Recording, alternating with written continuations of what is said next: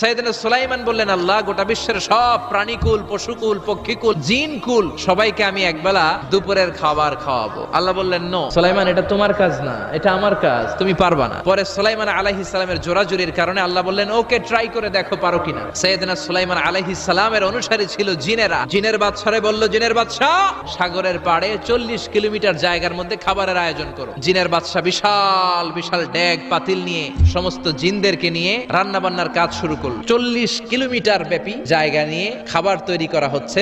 সব যখন রান্না শেষ, চলে এলো সেই মহেন্দ্রক্ষণ। ইন দ্য মিন টাইম সাগরের ভেতর থেকে এক বিশাল আকৃতির তিমি মাছ হা করে ডেকে বলল, সুলাইমান, খাবার দাও। উনি ঘোষণা দিলেন, যাও, এটারে খাবার দাও। তিমি মাছ বিশাল বড় হা করে বসে আছে সাগরে। জিনের বাদশা খাবার দিতে লাগলো। 1 কিলোমিটার শেষ, 5 কিলোমিটার শেষ, 10 কিলোমিটার শেষ, 40 কিলোমিটার শেষ। এখনো তিমি মাছের মুখ হা করা আছে না নাই? সাইয়েদনা সুলাইমান